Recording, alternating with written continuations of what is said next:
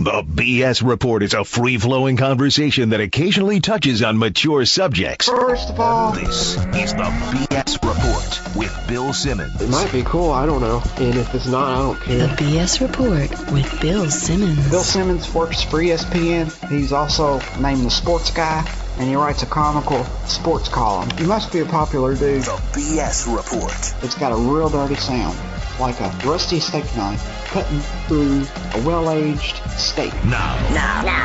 Here's Bill Simmons.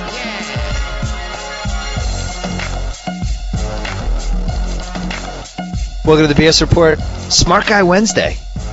This might catch on. Just the second time we've done this. From Grantland, our lead NBA guy, Zach Lowe. What's happening?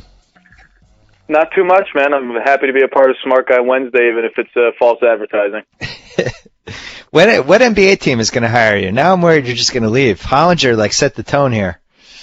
Hollinger, here's the difference between Hollinger and everyone else. Hollinger invented a statistic. The rest of us just use it.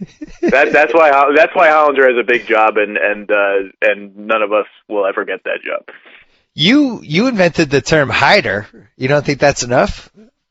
I don't think that's enough. I don't think. Maybe if I invent 10 more catchy terms, people will start to notice. But PER obviously has been hugely influential, and it's great for John. I'm happy for him. Yeah, it'll be interesting to see if Memphis gravitates towards the things that he always wrote about. And he was pretty. It'd be funny if they traded for Jeff Green. When he has all this stuff in print about how he thinks Jeff Green's overpaid and stuff. So his resignation letter might come out a day after that trade happened. Oh, Jeff Green. Well, we might as well start there with the 12-12 increasingly depressing Celtics. Wow. I'm trying not to overreact because I think what was in 2010 when the Celtics made the finals, at one point they were 25-25 or something? Yeah, after a decent start, they went in the tank for a while. Yeah. So I don't want to totally overreact, but I really thought this team would be better. I thought Jason Terry was going to be better.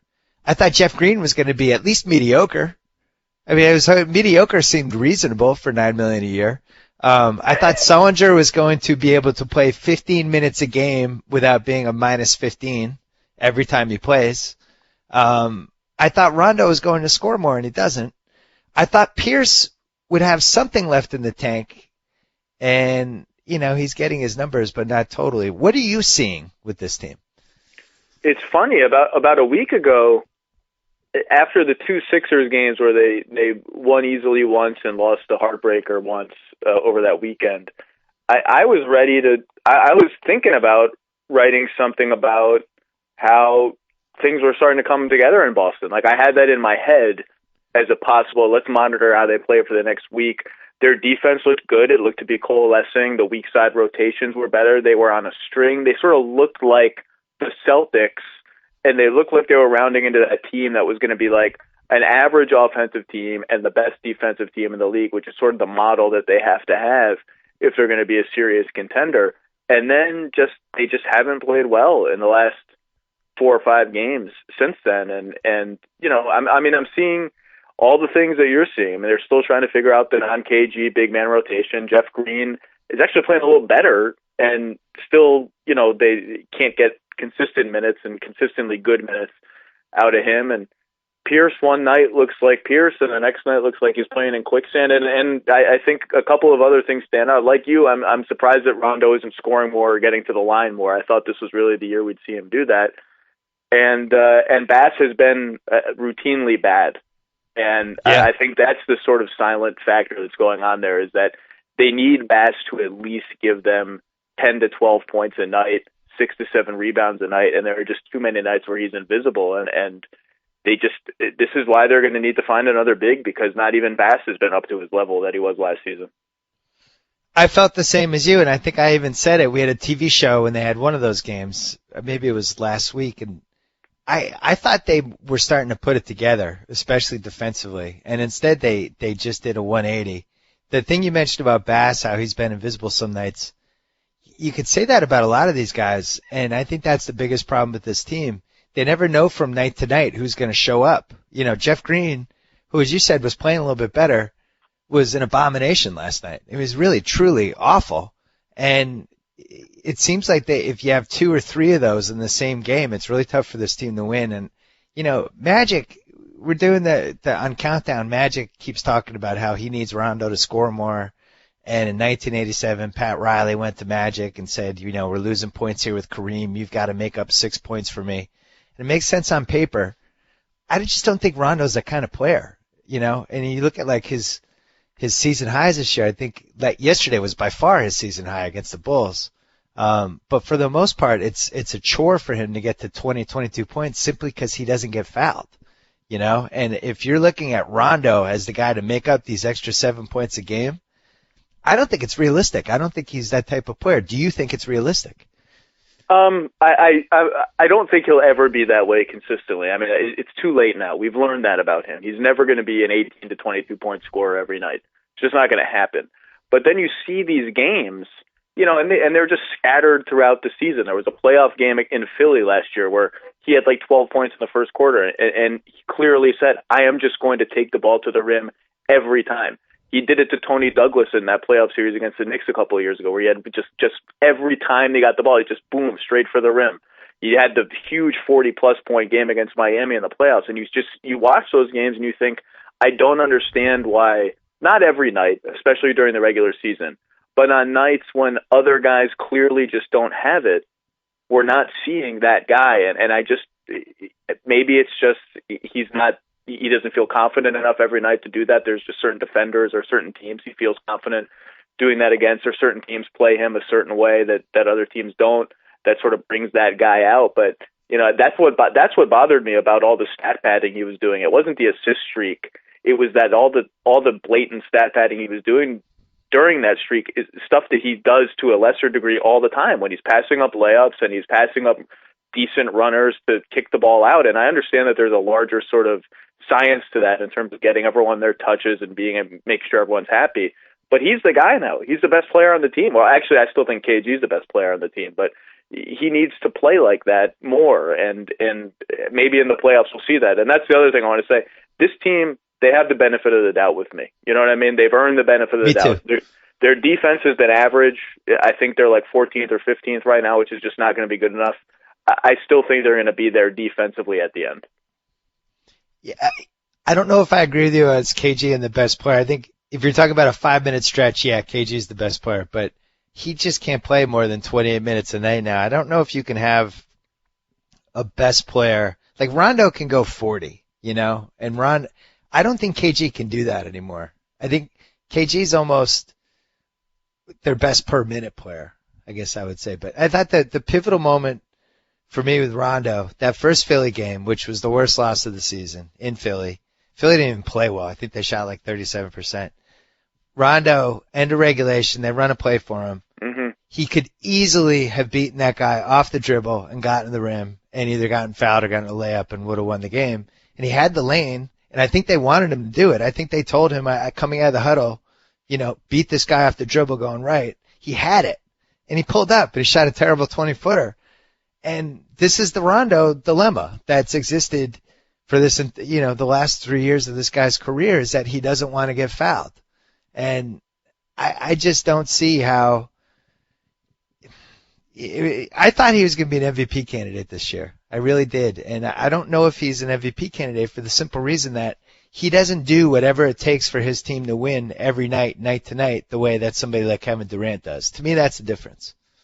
I never thought he would ever be an MVP candidate, and people use the word candidate differently. The MVP discussion was obviously going to be LeBron, Durant, and just everyone else, and maybe Melo has butted in a little bit now. But I'm looking at Rondo's numbers now. He's averaging 2.5 free throws per game, free throw attempts, 2.4 per 36 minutes. You know, Brandon, that's Brandon Bass's average. I mean, that just can't. You know, I don't understand why he doesn't get more sort of heat for this, because I remember Derrick Rose 2 seasons ago when he won the MVP. Hollinger, you know, was sort of the biggest voice saying, like, this guy has to get to the line more. He has to. It's a huge flaw in his game. he's improved as a passer, he's improved as a shooter. Now he has to get to the line, and everyone's like, yeah, he's got to get to the line. Why is he afraid of contact? Blah, blah. Like, Rondo never gets to the line, and the Celtics offense needs a boost here or there, and I just I don't know. I mean, he must be afraid to get fouled. I don't know if that's it. I just don't know if he doesn't like contact. I think it's 100% he doesn't want to get fouled, because I watched this happen to Antoine Walker. It was the same thing. Once these guys decide that they don't want to go to the free throw line because they're afraid they're going to brick two of them, it changes how they play. You see Rondo around the rim, like he's contorting his body not to have contact. I think he could go to the line 10 times easy. And it's different from somebody like Dwayne Wade, whose free throw attempts are way down, but they're way down because his style is slowly changing. Like, he's not the athlete that he was. He used to get those Adrian Peterson just running through the line type of free throw attempts that he would get 10 times a game, and now he's not that type of player anymore. Kobe's free throws, I think he was in like 11 or 12 at one point in the prime of his career. They've come down a little, but he still loves bouncing into people, and he'll always get to the line 8 or 9 times. But yeah, I think you just look at this team as a whole, and I don't think that this nucleus will be the same nucleus in 2 months. Like, they're going to make a trade, don't you think? They'll trade a perimeter guy for one more rebounder, it feels like. Well, it feels inevitable just because when Bradley gets back, they'll have so many perimeter guys, and that there are rebounders available. But, you're not going to get – I mean, these Celtics fans approach me on Twitter like, could we get Anderson Varejao for Courtney Lee? And I'm just like, you just don't understand how things work. I mean, that's just not – Anderson Varejao is an all-star – on an all-star caliber player on a pretty good contract. I mean, I think someone like Gortat could be in reach, if only because Phoenix has, they need help on the wing badly, both now and going forward. Gortat's clearly unhappy there, and they're sort of just a mess from top to bottom. And that would help, and it would give KG some minutes at the 4 and let Doc do some interesting things. I think that's a guy that might be in play, but they're going to try. I mean, there's just no question about it. They've got Lee and they've got Bradley, and those are really their only assets that they're willing to trade, unless someone would take on Jeff Green's contract, which I find increasingly improbable. But they'll try for sure. It was improbable the day they signed Jeff Green to that contract, which was the problem with the contract. It was the first untradeable contract that was untradeable the day it was signed. I don't think they'll trade Bradley. I actually disagree on that because I just think they think that his upside is too high. And, you remember last year, that Rondo Bradley backcourt, before Bradley's shoulder started going up, that was a legitimately exciting combo. I thought they played great together. I hope Courtney Lee is renting and not buying. They were super exciting. I actually loved watching Bradley defend Wade. I thought that was like extremely exciting television. And I agree with you. They will work hard not to trade Bradley. It's just a matter of, can they get the guy they want, and if they can't, are they willing to just go to war in the playoffs with what they have now? I have a good trade for you. I love your trades. Courtney Lee to the Indiana Pacers for Jan Mahimny. I mean, he's okay. Yeah, I don't know if he's shooting 40% yet. That's okay. Which is not what you want from a big man, but he can rebound and he can move around on defense. It's one of those trades that neither team feels good. The Pacers, Lance Stephenson's okay. He's been hurt. He came back last night and was a little out of control. Gerald Green has just sort of lost whatever he had in New Jersey last year. And they do need a little bit on the wing. And they probably, I mean, look, I don't think they're thrilled about the contract they have Mahinmi to. So, that would be interesting. My guess is that you would grow to hate Mahinmi almost instantly. Oh, listen, I mentioned this only because I've been getting those same Anderson Varejao tweets and emails. And listen, you're getting somebody like Jan Mahinmi if you're trading Courtney Lee. If you have Courtney Lee and Sullinger, and you take some money back, and you give Phoenix money, Gortat is conceivable. I think they'd have to give up a number 1 pick, though. And, I keep going back to last year's draft. I don't want to turn this into an entire Celtics pod, but you're one of the few people I really feel like I can cleanse my soul and really talk to and vent about this team because I'm really frustrated. But you look at that draft, they had 21 and 22, right? they didn't have to take 22. Like, they had the Clippers pick. They could have kept rolling that Clippers pick over, and it eventually could have been unprotected, I think, in 2016. But they grabbed it. In a draft that, when you look back at that draft, if you look at picks 21 on, really not a good draft. I mean, none of those guys are contributing. Probably Draymond Green has been the best post-20 pick in the entire draft, and he's a bench guy for the Warriors. But he's shooting 28%. Right, Which is, but at least he's playing minutes, and he's tough, and he's had some moments, and he stood up to LeBron. You know what I mean? Like, at least he's playing. None of these other guys are even playing. And, you know, maybe I think that might have been a tactical error. Fab Melo is the only thing he's done since they drafted him was he broke that chair. Or he might have broken the chair before they drafted him. I can't remember. But I would have to are you sure the pick worked that way? I would have to look at the particulars of the pick. I'm not sure the Celtics had that option or if it automatically conveyed if it fell outside of a certain range. I don't want to I want to look at the particulars before I jump on Ainge for that. But my understanding was it automatically conveyed, but I'm not sure. I actually thought they had the option to grab it, and I think they just looked at the landscape and said, let's just get it now over, you know, in a deep draft. Everyone thought it was a deep draft. Turns out it wasn't. It may not have been a deep draft. But regardless, they got nothing out of those two picks because Sullinger, who I think everybody liked in the preseason, everybody loved his IQ, he's so smart. They literally can't play him. Every time he's out there, it's bad. And you know, I know he's a rookie. I know he's going through rookie blues and all that stuff, but I thought they'd get more out of him, and I think the team did too, right? Well, they still might. They still might. It's early, and he might be the best rebounder on the team, and that's worth something when you have Wilcox and Bass and you know and Jeff Green, who are all bad rebounders. I think they will continue to give Sullinger a shot, and that there's a chance he'll be in the playoff rotation and doing something.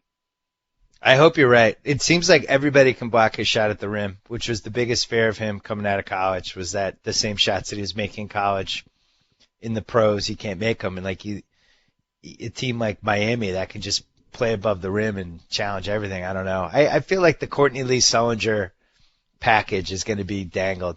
You know, we talked about Varejao. Why would Cleveland trade him? That part hasn't been explained to me. He's got a great contract. He's going to make the All-Star team. He certainly fits with what they have there. Why would we even consider trading him? Well, I mean, I've written that before, that I don't see what the rush would be. And I think Cleveland's GM, Chris Grant, agrees. I mean, I've never talked to him about it, but he has said to absolutely love Varejao. And, you know, it's been reported even recently that they're going to demand a king's ransom for him. And what I've always thought about Varejao is I think he's 30, so he's not young, but he's not old. He makes $9 million a year on a contract that doesn't run an obscenely long time.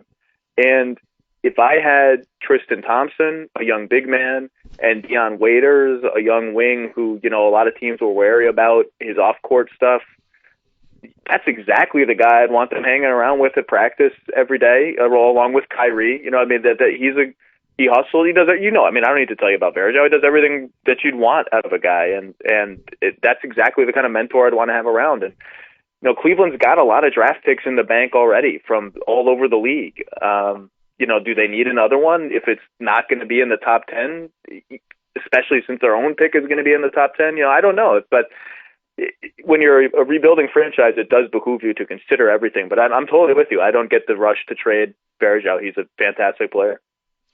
There's one trade that makes sense, and it actually makes sense for both teams. It's been floated around a little bit. I don't know who would say no, and the trade is this. Anderson Varejao to Oklahoma City for Kendrick Perkins and Toronto's number 1 pick. Because that Toronto pick, here's the danger with that trade. The Toronto pick, you get it if it's between 4 and 14. Toronto is one of the worst 3 teams in the league. Nobody really loves that draft that much. And it might not be enough. But man, if I'm Oklahoma City, like, maybe I even think about throwing Jeremy Lamb in it as well. Like, if they get Varejao, it might be done. That might be the title. You know, I think you think about it. It's been thrown around, for sure. And there is definitely the school of thought that if they get Varejao, it's just a wrap. they're a funny team in the way that they're sort of cautious about some things. Like, they're still really loyal to Perk, and they still believe that they're going to need Perk to defend Dwight Howard or Marc Gasol or Zach Randolph or somebody. And they're, I don't, do they think Varejao can do that? I don't know. But yeah, I mean, Cleveland has no, cap issues at all. They've got nothing but clean cap sheets other than their rookie guys going forward. So, if Varejao's their only long-term deal, that's a non-rookie deal, basically. Or that's expensive anyway. And so they could take Perk's salary without having it really change their fortunes at all. Now, they don't want that salary, but if the number 4 pick is the price of doing business, that they might be enticed by that. But that's an interesting one. I'm sure both front offices have kicked it around, and if it happened, it would be really exciting for Oklahoma City. And the other thing, you get Perk, who good character guy. I know maybe the advanced metrics don't back up a lot of what he does. I'm not even sure he should be playing more than 10 minutes a game. But from a character standpoint, a good guy to have around. The other thing, I look at Varejao, and he played 25 games in 2012, right, in a 66-game season. The year before, he played 31. In 2008, he played 48. In 2006, he played 48. His rookie year, he played 54. He gets hurt a lot. And if you're trading him right now, you're trading him at the all-time apex of when you could trade Varejao. Like, he's averaging 14.4 rebounds this year.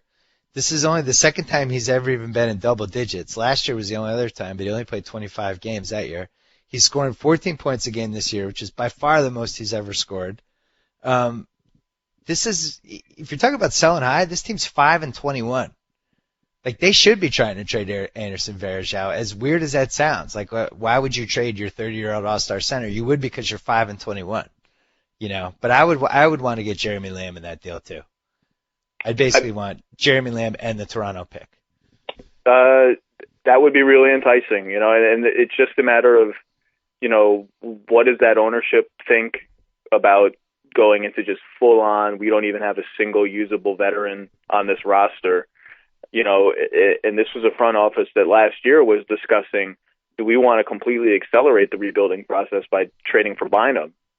Do we want to, and even if we have to sort of throw in a draft pick, one of these draft picks that we've been hoarding to make that happen, whether it goes to Orlando or Brooklyn or wherever the hell it goes.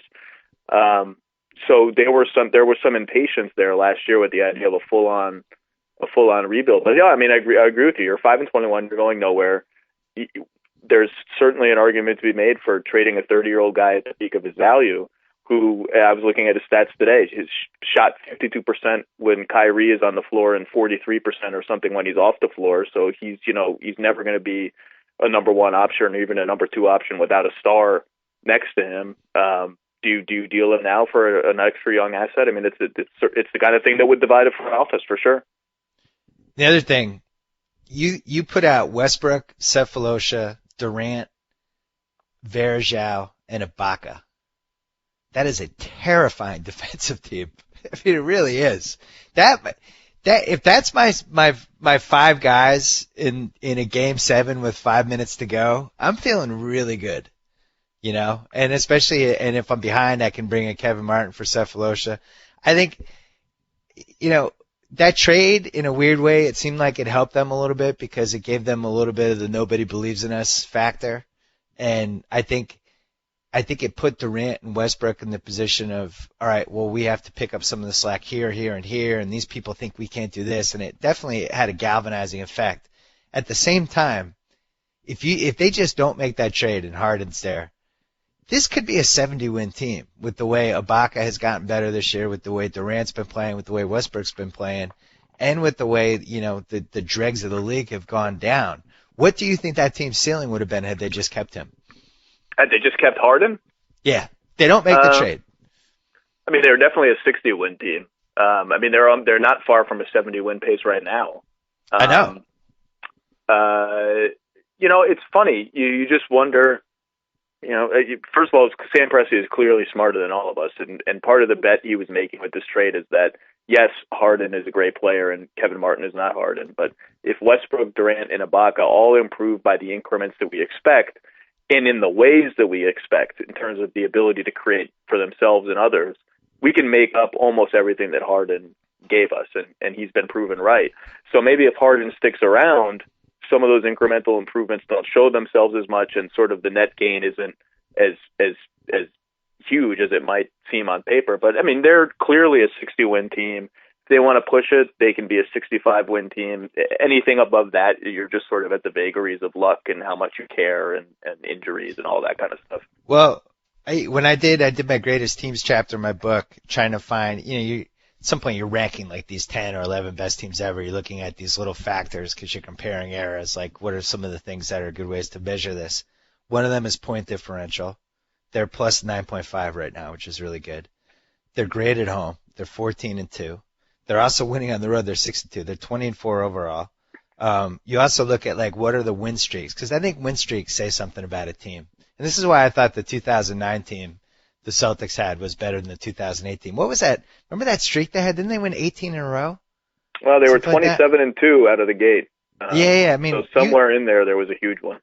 You start slapping together those giant win streaks, that means you're doing something. And this team right now is 20-4, and conceivably could win 64, 65 games. And this is after trading Harden, who I would say is one of the best 20 to 25 players in the league, and turning him to Kevin Martin, who's a role player. Martin's been really good for them, but he's not James Harden. But it is interesting. I think I'm surprised. I thought that they kind of ruined their 2013. I thought they became a fringe contender with that trade, and now I think right now at this point they're probably in the driver's seat. Who do you think's in the driver's seat? Well, that's a fringe contender was exactly the phrase I used. I thought that they had stepped down from just absolutely undisputed Western Conference favorite to sort of in the jumble. And when you're in the jumble with 4 or 5 teams, you're almost by definition a fringe contender. Just because if you have so many good teams that are all relatively equal, it's just hard to say that anyone is better than a fringe contender. Yep. They've been spectacular, and their defense is I think 5th or 6th right now, which is terrifying considering they're all still learning. And Durant is not far from LeBron, just on a one-on-one level, because his shooting has just been just so off the charts. I think he's 50-40-90 or 50-40 like 89.9 right now. Yeah. Westbrook's better. Ibaka's just worlds better, and they're scary. Are they the best team right now? I mean, I think by point differential it's either them or the Clippers, and the Clippers just keep on winning. They're in the conversation. The Spurs, I think I'm worried about the Spurs. And Miami, we're all just working under the assumption that Miami is the best team, sort of waiting to unleash itself in the spring. And until proven otherwise, I think that's a safe assumption. Yeah, Miami's in the boxing ring right now, just kind of dancing around, throwing some jabs. They haven't mixed it up yet. They haven't brought anyone into the corner and tried to throw some haymakers, really. And that's probably not going to happen until the playoffs, because really the only way for them to win requires a superhuman effort from everybody they have. Because I misspoke, by the way. Oklahoma City is 10th in defense right now, and points allowed per possession, which is still pretty good, but not as terrifying as I had thought. Well, it's interesting. Every year we talk about how Perkins, their worst lineup is Perkins, all that stuff. And then, 82 games, they can just track all these 5-man units. 2 of their units, like they have the one with Westbrook, Martin, Cephalosha, Durant, and Ibaka. That one is 1.23 points per possession. They give up 1.01, so they're plus 22. And then the other one, Westbrook, Martin, Cephalosha, Durant, Collison. That one is 1.37 points per possession and 1.03 differential. And then the Maynard, Martin, Durant, Ibaka, Collison. Like, it seems like a lot of these lineups that they throw that don't have Perkins in it, they're just outscoring teams by huge sums. And at some point, they have to admit that. I don't understand. I mean, this is Bob Voulgaris was going crazy about this in the playoffs last year. At some point, they just have to admit that Perkins hurts them. Look, I've made many jokes at the expense of the Thunder's starting lineup. I've called it less watchable than Tayshaun Prince isolations on a reel. I think it has actually explained why Russell Westbrook occasionally has looked so bad, because there are so many uncreative players in that lineup. I just feel like They think Perk is a great character guy. Scott Brooks is clearly sort of a traditionalist and a little bit stubborn, which works for them. And the starting lineup is, I think, +6 per 100 possessions right now. So it's playing well enough that this for now is a non-issue. And the one thing I will say about Perk, Perk is a really nice guy, and I think can be helpful in the right context.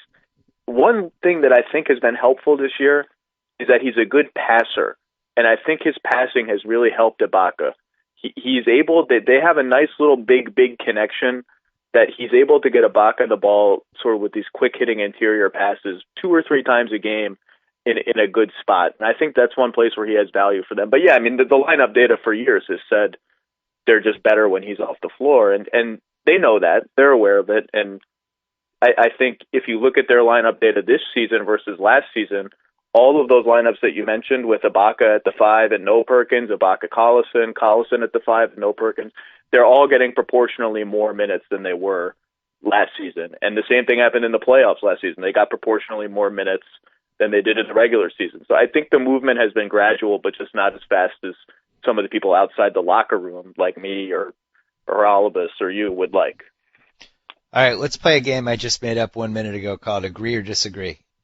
I'm going to throw some things at you. You can tell me if you agree or disagree. Seems easy.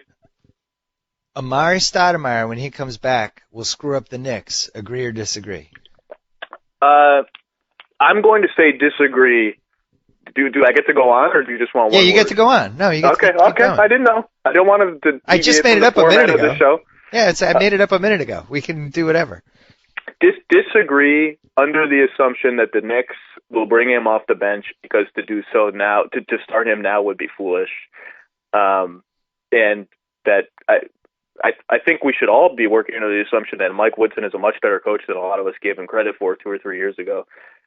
And look, he's softened his stance from a couple of months ago. Amari said yesterday he's willing to come off the bench. I mean, I think the groundwork has been laid, and there's a clear gaping hole where he can work coming off the bench. When Melo sits, when Chandler sits, you just sort of put him in, then you put them all together for 5-6 minutes a game, and you're up to like 25 minutes of Amari time. And look, that's not a lot of minutes for a guy making his money, but maybe that's what works. I still think he ends up in Brooklyn at some point. Just have a Yeah, weird I feeling. mean, Prokhorov doesn't care about money. Humphreys is there. You can throw in the flotsam and it works. And, they clearly don't like Humphreys very much, or at least Avery doesn't. So, but I just, there's a lot of bad blood there. But I think the Knicks would happily get over that bad blood if they could get rid of Amari. And you went to at least one of those Knicks at Brooklyn games, correct? Yes. Fantastic. Everybody said it's great. I'm actually going to go out of my way to go to the next one. I don't care when it is. I'm going. They are awesome. And I remember I was talking to a Nets PR guy who sits with the press, and he was sort of despondent that 30 or 40% of the fans were Knick fans. And I told him, I was like, you guys got to own this, because it's not going to be like this at MSG. Nets fans, there aren't as many. They don't travel. It's just not going to be the same. You got to own the only set of games in the NBA that are like college games. Yeah. Or like European soccer games or something. I thought it was great. The Clippers-Lakers has real potential to get like that too. And it's been like that. It's just that the two teams haven't been really good at the same time. I think that could happen too. All right. Agree or disagree? Miami is terrified that Chicago is going to get that 3 seed. Disagree. I don't think they're terrified of Chicago. I think they have a healthy respect for the Bulls. But I don't think that they fear the Bulls nearly to that level. I mean, look, any team would rather have sort of the easiest route to the finals that you could possibly get. And if Rose comes back and is 80% of himself, the Bulls become a pain in the ass. But they're a pain in the ass that Miami knows how to deal with, I think. The Bulls, they played the Celtics. It's just amazing how he can get them to keep playing so hard, that they're so good defensively. Noah is playing the best he's ever played. He makes me so mad. He's my least favorite Celtic opponent. But you got to give it up for him. The guy's playing fantastic, and there was a point where people were wondering if maybe they'd overpaid for that contract. It seems like a pretty fair contract. I like their chances against Miami potentially in a 7-game series if we can get 85% of what Rose was. And who knows? After this Adrian Peterson thing, I'm prepared for anything. We don't know we don't know. He might just come back and be the old Derrick Rose. So then they're definitely a scary team. 'Cause, but I just think, the issue, if Amari's looming over the Knicks, the fact that Deng and Noah are playing 40 minutes a game is looming over the Bulls, and what that is going to mean in the playoffs is it's in years of that, but even worse this year than it's been before is problematic. That's a good point. And probably Miami is going to end up with the number 1 seed anyway. I'm not sure that you wrote about it last week. Then what the Knicks are doing with 3-pointers is probably not sustainable, and eventually they're going to morph into what they are, which is, I think, a 50 to 55 win team that is not going to make 42% of their threes every game when they're shooting 30 of them. Agree or disagree? It's more likely Brooklyn will miss the playoffs than make the playoffs. Ooh, I was actually talking to someone about that today. They're sitting there. Well, let me play by the rules of the game. Disagree, but I don't like. I was reading a blog post today about how disappointing it is that Brooklyn is 13-11 or whatever they are, and that they keep having weird games where they blow double-digit leads and they lost at home again. I'm like, Brooklyn 13-11 is not disappointing. I mean, they were not a 50-win team on paper, or they were like, if everything absolutely goes right, they might win 50 games. I thought they were a 45 to 49 win team. 13-11 is right in line with that. And, the only reason I would say disagree is because I think they're pretty good and that they will win 47, 48 games, whatever it is. Philly is in the middle of an absolutely brutal schedule over the next 2 weeks. And if Holiday doesn't come back soon, they could have some serious damage done to their playoff hopes. Milwaukee, I just think, will settle in around a 500 team, and I just don't see anyone else, especially since Toronto has crapped the bed so badly, and I thought they would be pretty good. So I think the odds are definitely in their favor, but this idea that it's surprising that the Nets are not like a great team is sort of ridiculous. Yeah, and also, what are the odds Brook Lopez was going to get hurt during the best stretch of his career? That's somebody that just hasn't proven to us that he can stay in the court. I actually thought he looked really good this year. He was looking a little Rick Smits-ish. Yeah, a little Rick Smits-ish. Rick Smits-ish. I think he's still in the top 10 in PER. Hollinger, R.I.P. Agree or disagree? Orlando should just add to the nucleus they have instead of gutting their team because they might actually be a playoff team. Strongly disagree. If adding to the nucleus means that you take on money that will affect your cap space this summer or next summer, the total no-go. I do think it's interesting that they're 11-13 and that this is a discussion because they do have a lot of veteran guys, including one in Redick who will be coveted around the league, and they do care a lot about culture. Like Rob Penning is not blowing smoke when he says that. He wants team-first guys who want to win and work hard, and all of those guys certainly represent that. So they are in a more interesting spot than they thought they would be in. But no, I would disagree strongly. I think they're a playoff team. I like watching them. I think they're well coached. I think they have smart players. I think they know who they are. I think they're a 500 team. People, when they beat the Lakers, people were just absolutely flabbergasted by it. It's like, well, I think they would beat the Lakers 4 or 5 out of 10 times if they don't have Pau Gasol and Steve Nash. For me, they're right in that mix with Brooklyn and Indiana and Milwaukee and the Celtics and Philly. Just I think all those teams could lose or win on any given night. I just don't think they have enough offense to really stay in the race. But I will say this. I was thinking about this today. A team that should be embarrassed by Orlando being 11-13, by Orlando basically being a 500 team, is Sacramento, who has all these players and athletes that look so good when you just see them do sort of fun things, and they stink every single year. And their players are the same, more or less, every single year. And they just can't play. Orlando has less talent from an athletic perspective, and they just work their ass off. They execute every set correctly. They know where to be on defense. And the Kings do none of that. And it's just they never do any of that. And they should just be embarrassed when they look at Orlando as a 500 team. We knew that Sacramento was slapped together like a fantasy team. That was the biggest reason. I think I picked them to win 20 games. But There's no rhyme or reason to putting those guys together. It's like the pickup team from hell. It really is. Well, see, that may be true, and that's the common criticism of Petrie, is that the pieces don't fit and they have no one that passes and blah, blah. Maybe, right? But, like, this is DeMarcus Cousins' third year in the league. Why am I still watching Kings games where he just throws up a ludicrous shot at the rim that doesn't go in, complains to the referees while his man sprints back in transition. And jogs back. I was going to say, jogs back like he's a lazy fat guy, which he's not. And then just like meaninglessly just fouls somebody at midcourt to stop the play. Like, why is that still happening? This is his third year. Why is he not any better? Why does he still have the same bad habits?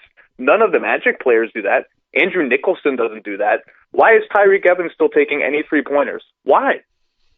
These are all great points, and I would still trade for DeMarcus Cousins. I think he's salvageable. As his trade value goes down, I look at him more and more as somebody that we see this happen over and over again. These high lottery picks that fail at their first stop, they go to a second stop, and everybody's like, "Wow, how'd they get this guy for that?" I do think he's a potential candidate for that, or he might be out of the league in 3 years. He's definitely the biggest hit or miss trade bait talent.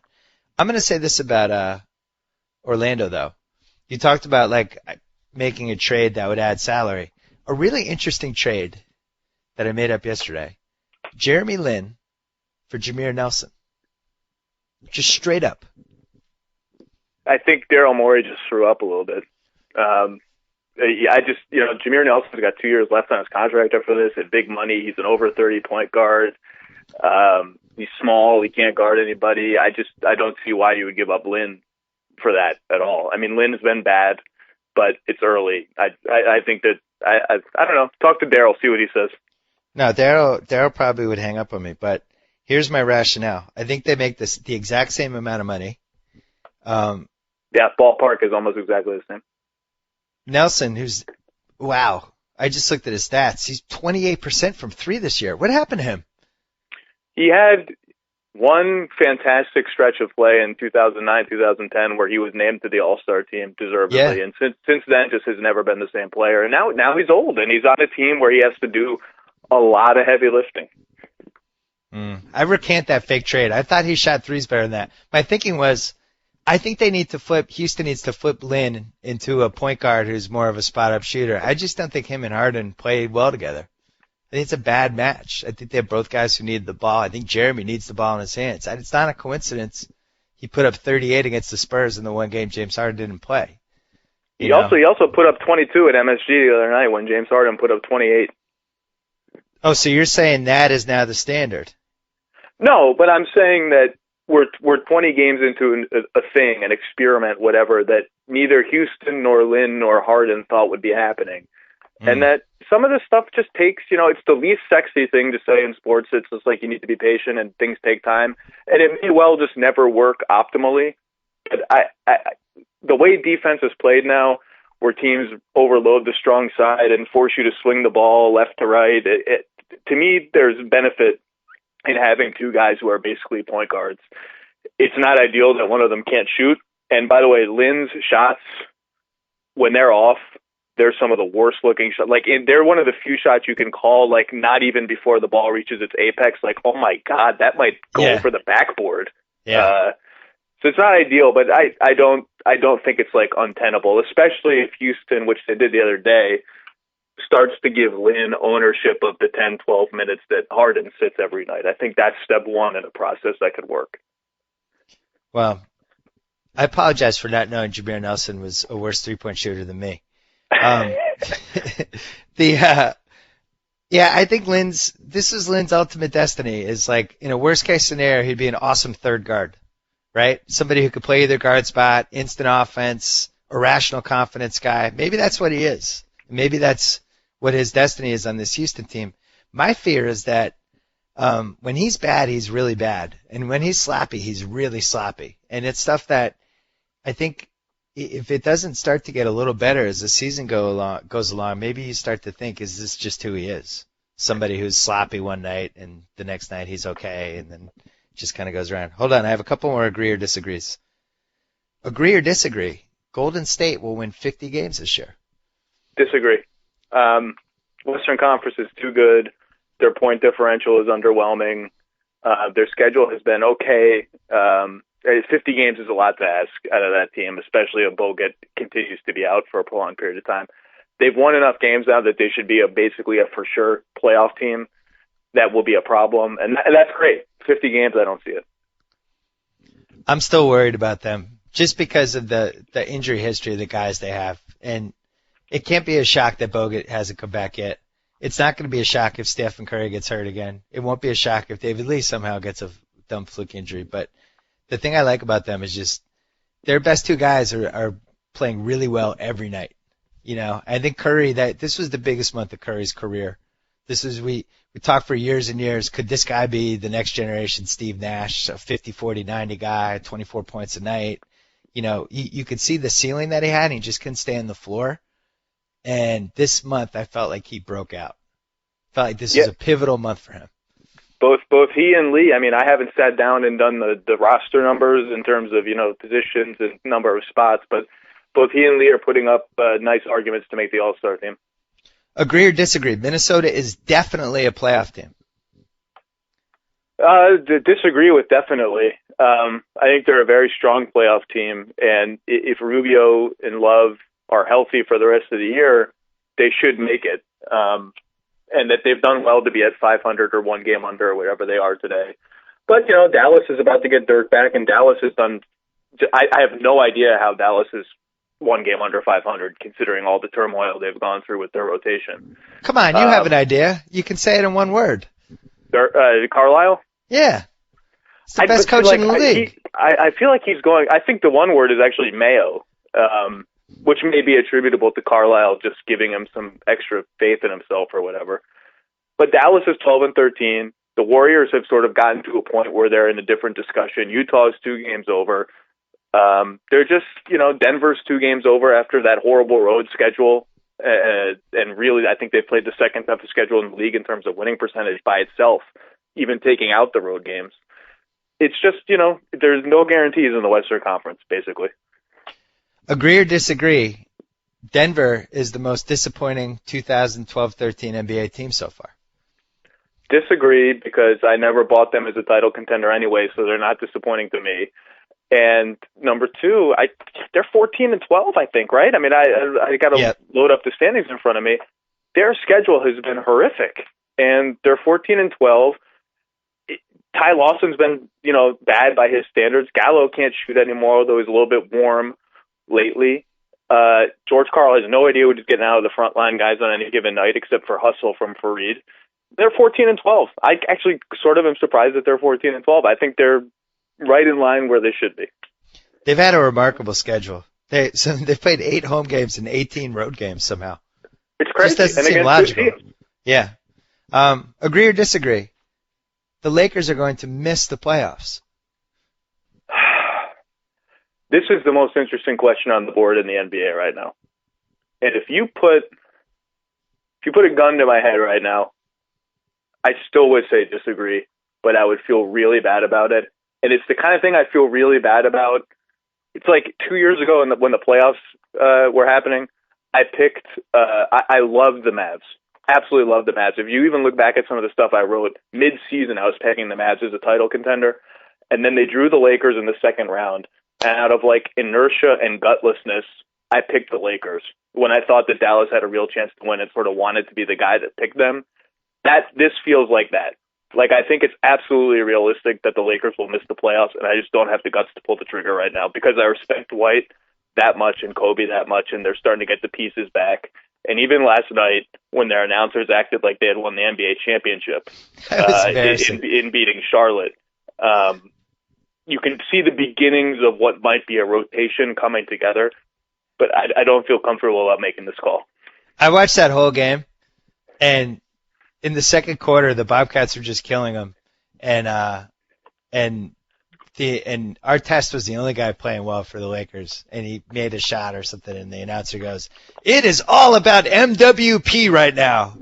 And I'm thinking, they went crazy. Oh, here's the comeback is on. And I'm thinking, if it's all about MWP right now, this is not a good sign for the 2013 Lakers season because this guy is barely in a 9-man rotation on a good team. And I actually don't even think, does he play a minute for Oklahoma City? I think he would play. Yeah, I mean, Oklahoma City's been starved for a real backup three for a couple of years now, so I think he would play that role. 12 minutes a game, maybe. Yeah, but that's it. That's the thing. Like, you know, we're going on our countdown show, and they make us talk about the Lakers every time. It's like, what are you going to say? Like, they're a 4-man team, and 2 of the guys aren't there. You know, and it's like, this is what happens when you build a 4-man team, and the other 8 guys are terrible. You're in trouble if 2 of the guys get hurt. I still think the key for me is just, what am I getting from Dwight in March? Because I know what I'm getting right now, and he doesn't look right. And I know he's still putting up rebounding numbers, but I don't think he's the same guy. I just think athletically he's different. Well, that's why I still have faith in him, because Dwight 2 years ago was the second best player in the league, I thought. Yeah, but is that guy gone? Durant has passed him regardless, but he can still be the 3rd best player in the league, and I think we'll see something like that. I will say this, though. They won last night. They were bad. Start to finish, they were bad. Their perimeter defense was awful. Darius Morris has no idea where to be. Kobe is still getting back cut and beat in transition, and all the same things that were happening in Cleveland last week. Meeks is not a defensive player. And Powell, few people love Powell in his game more than I do. Love him. I think Lakers fans have been like ridiculously critical of him for years, fueled by Kobe's critical comments. And I'm hoping he was just rusty last night, because if he plays like he did last night, not only is he not going to be that helpful, but his trade value is not going to be that high, because he had no lift. He looked awkward. He looked slow. He's still a brilliant passer. He can hit a mid-range jump shot, but he did not. And again, I'm hoping it was rust at first game back after all the tendonitis stuff, but he just did. He looked old again, really old. Yeah, and he's looked that way for 2 years. And if it wasn't for the Olympics and what he did against the best players from America in that game, when we had to double team him, basically, we couldn't stop him. If it wasn't for that, you could really make a strong case of this guy's maybe on his way to being a supporting player and not a top 20 player anymore. I just think watching Dwight, you know, you watch somebody like Ibaka, and Ibaka's like on a pogo stick, right? All of a sudden he's in the air. You don't even see him jump. He's just all of a sudden he's 3.5 feet in the air. Dwight, you can see him jump every time. You can see him crouch. And it reminds me of what happened to Patrick Ewing on the Knicks, when Ewing, once he started crouching every time he jumped, it changed everything he did, and it changed everything about him, and it changed the impact of him as a player in the second half of his career. And that's what my fear would be with Dwight, is the pogo stick guy just gone? And if the pogo sticks guy is gone, then he can't be in the discussion anymore for best 5 players. So, you know, I guess it's like what they're saying. Just got to wait. Is his back going to get better? I don't know. But I know what I see now, and he doesn't look like the same guy. But he looked better last night, but yeah, I mean, he's got to be very, very good for them to be a sure thing playoff team, because the West is good and the Lakers right now are bad. That's just the reality. Unfortunately for him, he can't go against Byron Mullins every night. who Byron Mullins was especially horrific last night, and I'm glad you saw the game. I don't think a lot of people saw it, but I felt like he single-handedly shot the Bobcats out of the game, right? Along with the Kemba Walker 24-second violations, which just seem to happen once every 5 plays. But you couldn't see a team give away a game more than the Bobcats did last night. They did everything they could to lose. Byron Mullins, I think, and I've written this before, but I think I don't know that any player, no matter where he is on the court, is faster to look at the rim upon catching the ball than Byron. But like within half court, if he catches the ball, he's looking at the rim before he even catches it, just to see if maybe he can shoot. Right. And it's just like instant, just boom. You know, like Ryan Anderson does that, but Ryan Anderson's good. Yeah. And by the way, everybody, stop throwing Ryan Anderson in trade things. You wrote this on Monday. I 100% agree with you, or Tuesday, whenever this week. They're not trading Ryan Anderson. You don't trade a guy who shoots the way he does and does all the thing he does, and he's only making $8 million a year. And I don't know why Orlando traded him. Didn't really make sense even when it happened. I think they just underestimated him. Zach, you have to go because you have to write more stuff for us, and I took too much of your time. Agree or disagree? This was a good podcast. Solid. I'll give it an agree. All right. Hopefully the Celtics will start winning. Zach Lowe, we read you on Grantland. As always, a pleasure. Take care. Enjoy the holidays. Thank you, sir. Have a good one. All right. We're continuing Smart Guy Wednesday. with the world's favorite basketball gambler, Haralabos Voulgaris. What's happening? Not much, buddy. How are you doing? How is the season going for you so far from a wagering standpoint? It's been going pretty good. No complaints really. Hasn't been quite as exciting as lockout basketball was last year, but it's been consistent. Last year was a lot easier, I think, in the beginning, but this is just a different challenge, I think. But it's been going quite well. What was the biggest trend that you took advantage of in the first 20 games? Of this year? Yeah. There really wasn't any. Last year it was easy because there was a trend where you could just pretty much bet under every game, and that seemed to work pretty well. This year you have to go back to actually fundamental handicapping and realize that it's a normal season. Players are normally in shape at the beginning of the season. And so there was really no trend. It was just a matter of trying to figure out how the new players on new teams would kind of perform and how that would affect the team's individual performances. Has there been a team or maybe two teams that Vegas has just been off on for whatever reason over and over again? The Lakers, for sure, this year have been, I think, the only team you could actually show a profit on. If you bet the money line on any team this year, you would lose on every team because the juice is just so high. But if you bet the teams that were playing against the Lakers every time on the money line, you'd actually have showed a profit. So the Lakers are definitely overvalued. I don't think people have figured out just how badly this team really is on paper and on the court. So Vegas was looking at last night's Bobcats game, where I'm sure, how many were the Lakers favored by? 11.5, maybe 12. I don't know. I didn't have a bet on that game. I was too busy watching the madness. I don't think I even bet. But it was a big spread. They for sure didn't cover. That's for sure. It was they only won by a single point. But yeah, they were a favorite of 11.5 or something like that yesterday, and they barely won. Barely. They shouldn't have won. No, the guy missed a layup on the last play. No, it was the craziest thing ever. The crazy thing about that game was like how, I don't know if it's just a function of casual people who watch the Lakers, but how dumb the people on Twitter are in Laker games. It's like the craziest thing I've ever seen. Someone tweeted, "Oh, Charlotte went too quick on that last shot. Like you can never go too quick when you're trailing by a point and you have the ball." But a respected basketball writer wrote that. I thought that was funny. That's the Lakers were 12.5 point favorites, and if you would have bet $1 on Charlotte to win the game outright, you would have won almost $9. So yeah, Orlando was the biggest moneyline underdog that I remember going against the Lakers. Like they went in there, they were like 12 or 13 point underdogs. Yeah, they were huge. Most teams, at the beginning of the season, our raw numbers had the Lakers as like one of the best teams in the league for sure, just on paper. But quickly, the good thing about what we do is stuff seems to adjust pretty quickly. So we can make adjustments, and it became pretty apparent to us early on that they were not a very good team. What about the Knicks? Because the Knicks, I think it took about 10 extra days for people to catch on that they were a contender. Yeah, no, it definitely it was. They've been really good since Whitson's been their coach, even dating all the way back to last year. Yeah. So they've definitely been a surprising team. The game against a good gambling moment this year was the game where they played Miami on Thursday night and beat them outright. That was a pretty decent. Decent money line dog there, I think. Right. Golden State, probably the biggest surprise in terms of teams that just don't seem like they totally make sense as high in the standings as they are. What did your numbers say about that?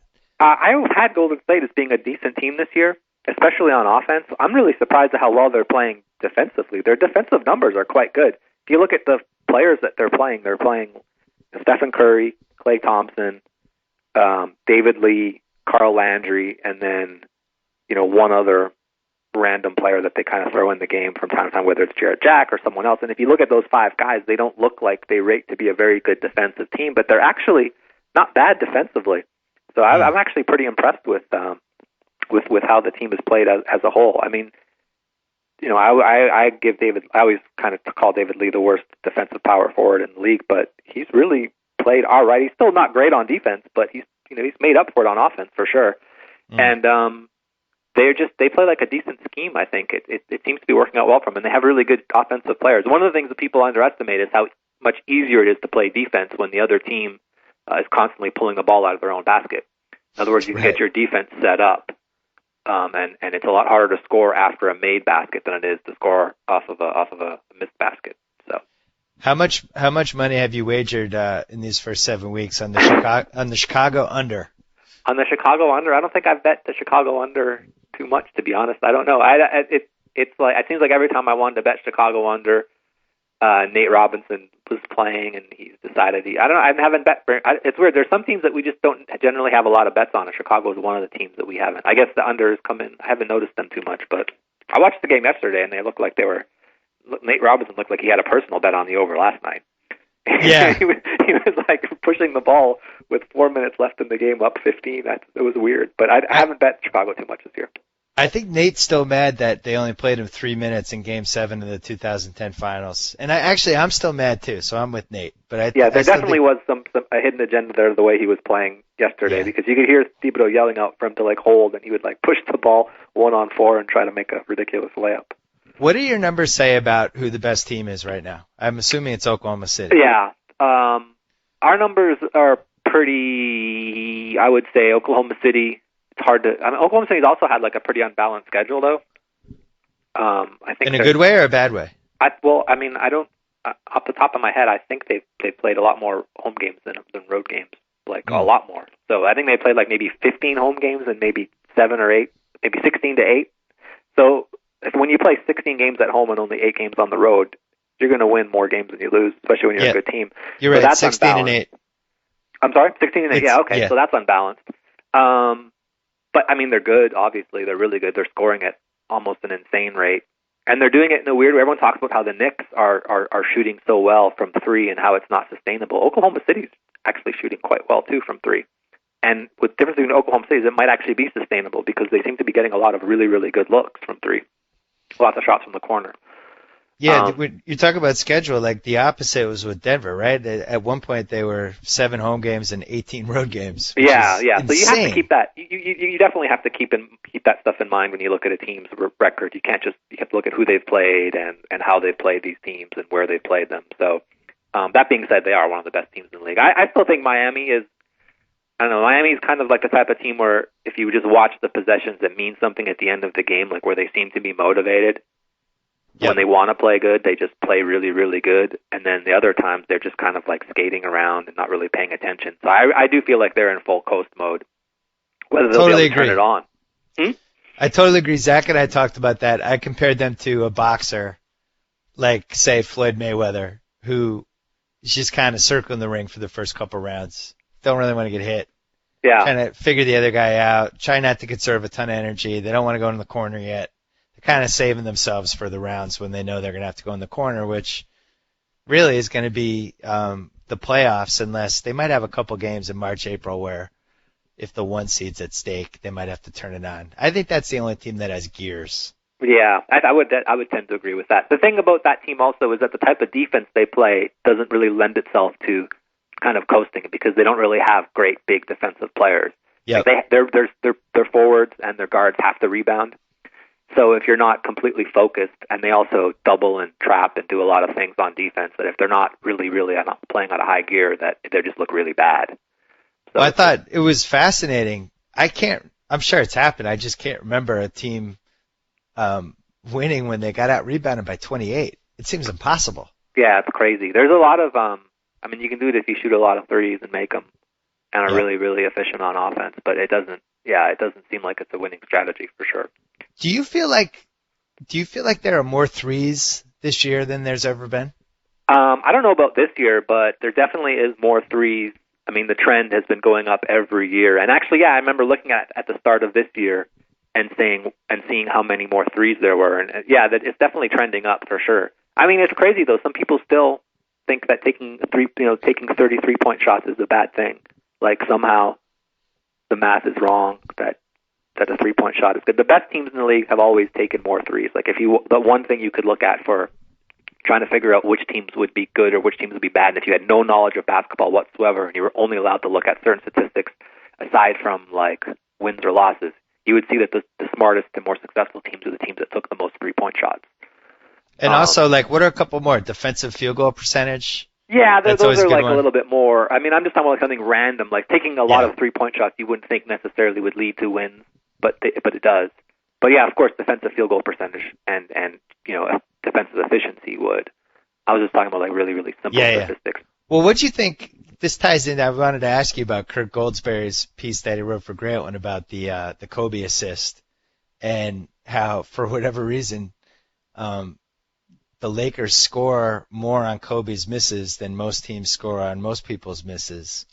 It really got me thinking that, and it actually made me. I watch basketball a little differently now, and trying to figure out I think this has helped the Knicks too. Like they're taking 33s, they make 12 of them. They get rebounds on 5 of them. It's kind of a foolproof strategy. I mean, you have to get some of those rebounds. But do you buy into this whole Kobe assist thing? I think it was. I mean, the number one example of that years ago was Allen Iverson, where it was what it is it's just when you know someone's going to be shooting, you tend to send more than one person at him. I mean, the reason why Kobe's getting so many assists off of his misses, if you want to call them that, is because so many people know he's shooting, and he knows he's shooting, and he's still shooting. So when you know someone's going to shoot, you don't generally let them shoot one-on-one. You have like 1 or 2 or 3 guys come at him, and then it just makes it a lot easier to rebound. So I do buy into it. I don't know that it necessarily says anything about Kobe specifically other than the fact that teams key on him and know he's going to shoot, and more often than not when he's doubled or tripled, he doesn't make those shots. So it's like he stumbled into a successful strategy by being somebody who loves to take a lot of shots. Iverson, same way. Yeah, it works out. It definitely works out well. It's kind of like when Kobe takes a shot, it's like all the defenders are like JaVale McGee. They're all going to block the shot. They don't care about rebounds. They're all going to block the shot or trying to defend. And it ends up, when he misses it, it invariably leads to an offensive rebound a lot. I like the stuff that Kirk Goldsberry does a lot, actually. Yeah, I did too. Well, the other part, the kind of sneaky hidden part in that whole piece was about how bad it is that Kevin Love shoots so many threes. And that also makes sense if you think about it. If you have your best rebounder 25 feet from the basket shooting a shot that has, a 38% chance of going in, but also he can't rebound it, so there's a significantly lower chance that you're going to get that rebound. That might be counterproductive, and made me think maybe that's not. We always talk about these stretch fours and those people like that, but if that guy's also your best rebounder, it might be counterproductive. I don't know. I've been watching Minnesota, and Love's been playing terrible lately, but I've been watching Minnesota. He can't hit his threes this year. Because his hand is messed up. When he's not hitting them, the other team gets a rebound almost every time. But yeah, he doesn't look healthy to me. Right. That was the argument that a lot of so-called expert quants were saying about Dirk. I remember having a conversation about this on some message board about how Dirk was not very valuable because he didn't rebound as a power forward. But when he's at the 3-point line, he's not going to rebound very much. Yep. The key is are you bringing the other power forward out, who's maybe a good rebounder on the other team, also out equally as far to defend him, and then it kind of negates itself a little bit. But Love is a special rebounder that you kind of want him in there rebounding, but I wouldn't worry about. I mean, he's going to hit those shots eventually, and then it'll be fine. I remember when I was working on my book for 3 years, thinking that basketball was the one sport that you really could learn just about everything you need to learn from a box score, and that the advanced stats in basketball could only go beyond a certain degree because you can't. The way guys interact, it's just too hard to guess. Or it's too hard to say, this stat means this because of this, because he's got 4 other people who affect what he do. But now, a few years later, I find the 5-man units fascinating. I think they're really helpful, and they confirm a lot of stuff that I think as I'm watching games. I think the Goldsberry shot chart stuff is amazing. And even you look at the way he broke down how LeBron's game changed over the last couple of years, there it is. There's evidence that his game has changed. You're not just saying it anymore, you're backing it up. What are some of your other favorite stats that you think has made stuff better? I think the stuff that you mentioned is pretty. I mean, there's certain stuff that people do that if I had something that I thought was really good, I wouldn't tell you anyways, just because then I wouldn't be able to earn a living and spend my money like I do. Very good point. But there are the stuff that you see with your eyes that you can validate with some methods. I think it's like a combination of everything. I think there's the stat guys in the corner that are trying to quantify everything with numbers, and then there's the other guys, the basketball lifers, who are trying to quantify everything by what they see. And I think that truth is somewhere in the middle. So but there's like a lot of, I think I don't think there is any really good other public statistical stuff that's any good. You have to kind of get in there and do your own thing, whether it's chart your own data or, I don't know, do like what Kurt's pretty lucky he got access to the sport view stuff from stats. So I think that there isn't really anything public out there that's really, anytime I read something that someone put on the internet, I generally like think, oh no, and then I read, I'm like, oh, okay, it's okay, they don't know what they're doing, it's fine. So the 5-man unit stuff, and Zach and I actually talked about this earlier, like you were basically having a stroke during the playoffs with Scotty Brooks and Kendrick Perkins. Yeah. And then this year, all those stats have gone even more haywire. Like it's like literally any 5 people they throw together that doesn't involve Perkins, it outscores the other lineup by significant amounts. And at some point, it's just not going to – at some point, they're going to have to realize that this just doesn't make sense. I just don't know what that point is. Yeah, I think they've kind of figured it out a little bit. The one thing about last year, it wasn't necessarily that I thought that lineup was so bad. It's just it was so bad against their given opponent that was playing small. Yep. This year, the trend has been most teams are going small. So there isn't really a team that – the Lakers were the only team that really tried to have 2 really big players. Now they've decided to scrap that as of last night, where they're not even playing Dwight and Powell together that much anymore. So because of that, I don't know why you would want to play Perkins and Ibaka together all that much. Doesn't really seem like you're going to need to. I don't know, Perkins is an interesting guy. He was so good for Boston, and he worked out so well, but it feels like when your other team is playing a power forward that's basically camping out on the 3-point line, it doesn't really make sense to have someone patrolling the paint, guarding nobody. So it sounds like you're feeling an Oklahoma City Miami series. I think it's like I feel like I can't even say this because it's like almost allergic reaction. But I think the Clippers are actually a really, really good team. I think the Clippers I don't even want to mouth the words because I just don't like the team so much. But I've been a Clippers season ticket holder. I've had court sides. It's hard to like the team. Really, it's hard to like really cheer for them, especially now that they're like. Have you watched their games? They're like the scummiest team in the league now. They're like throwing alley-oops off the backboard up 20 points with like no time left on the shot clock like they did the other night. They could have dribbled out and decided to throw one off the backboard. They have a lot of swagger, and I will say that the thing I disagreed with them the most was just playing Odom when he wasn't in shape. And I thought it was a disgrace that he wasn't in shape, and I just wouldn't have played him. But now that he's reached a competent level of shape, he's still not in shape, but he's at least competent. He does add a lot of value to he fills in a hole that they didn't, last year Reggie Evans was getting those minutes, Yeah. And he was a great player 3 years ago. I mean, it's not, I don't know that the time has passed him by. If he gets in shape, and he's motivated, he could be a good player for sure. But I mean, he's not, I guess the thing about him is, some guys you can just say, hey buddy, go get in shape and work out. But I guess for him, you got to ride him in a game to get him in shape because he's not just going to actually go in the gym and get in shape on his own. My fear with that team remains the same. I think they have too many guys, which is fine if you have the right coach. Sure. Yeah, it's he's like going to mess it up. You're putting this race car in Vinny's hands. You're putting a driving helmet in.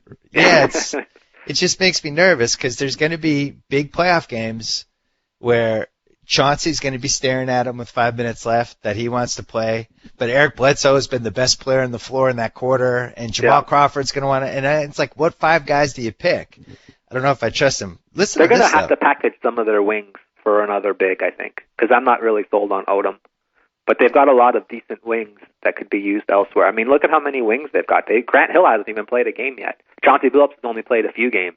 Yep. And then they've got like Barnes and Crawford and Willie Green and all these. I mean, I don't know what their fascination was with getting all these 2s and 3s in the off season. Maybe because that's all that was really available. But yeah, I think that they're a team that if they had a decent coach. The thing that makes Vinny so hard to like is that he can't just sit back and be like, yeah, I'm not a very good coach. And he has to always tell people, he has to always do these interviews talking about how good his record is and how much he's improved and how much he's learned.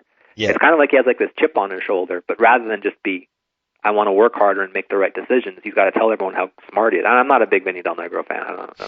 I could tell. I could go on and on. But they could have a good, I mean, if he kind of stays out of the way, because they have the smartest point guard in the league for sure, in Chris Paul. He's the smartest. And he's the most efficient player in crunch time with the ball in his hands. And that's the one stat that does translate over to the playoffs, because playoffs are basically extended crunch time for the whole time. So they could, and they match up well with Oklahoma City. I mean, they're athletic enough to go with Oklahoma City. They could beat Oklahoma. I mean, they could beat Oklahoma City in a series. I really do think they could. Yeah, they have the right level of fearlessness. I also like Memphis. I think Memphis is one trade away still, but if they get that last piece, that two guard who can shoot, because I don't trust the guards they have. Listen to this though. The Clippers are 12-1 to win the NBA title right now. The Lakers are 10-1. Crazy. The Lakers have better odds than the Clippers. This is what we were talking about earlier. I mean, the Lakers have always been the most overvalued team because they're the Lakers, and people think they can just turn it on. And I mean, the fact that they were like a 7 or 8 point favorite a couple of nights ago against, I can't remember which game it was that they lost outright. Because the game just before they won 2 in a row, they were like a 6 or 7 point favorite. They're not a good team right now. I don't understand why people don't realize that. Like, they're not watching the games, or they think that Kobe's great and he is good on offense, but they just can't. Charlotte should have won that game yesterday. That game was a little bit of a joke. And it just kind of went away from what was working and kept on letting Byron Mullins toss all these long 2s and long 3s when they could have just kept on attacking. Yeah. But Byron Mullins was the mole in that game. Quickly. He was a little bit. He kind of looked, it was kind of like he was the mole. All right, quickly, then we have to go. Okay. Who out of these teams, who would you wager on to win the title? Okay. Celtics 20-1, Chicago Bulls 20-1, Dallas 50-1, Denver 40-1, Golden State 60-1, or I guess that's it.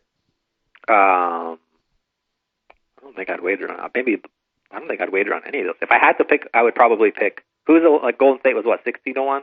Yeah. That's not enough. I would take the Bulls, I suppose, and hope that Derrick Rose gets healthy and maybe they make a trade or something. I feel the same way. 20-1 seems too high for them because we just saw Rubio come back.